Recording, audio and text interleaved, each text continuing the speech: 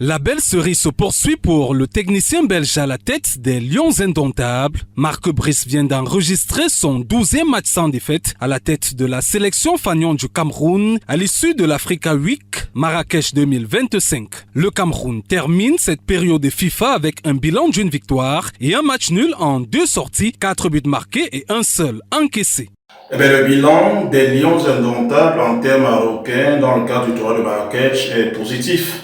Je dirais pas largement, parce qu'il aurait été positif totalement si les Lions indomptables avaient engrangé les 6 points possibles sur 6. Mais positif parce que déjà, Marc Brice sort invaincu justement après 12 matchs à la tête des Lions indomptables.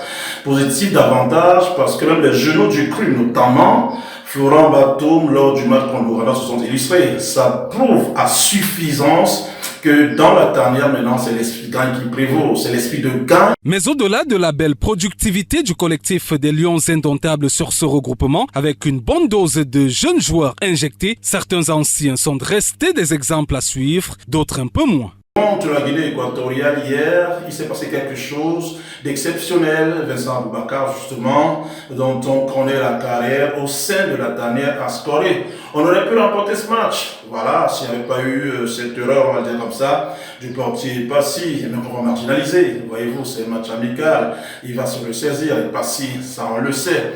De façon générale, et bien au-delà des erreurs, le bilan est plutôt positif pour envisager un avenir meilleur.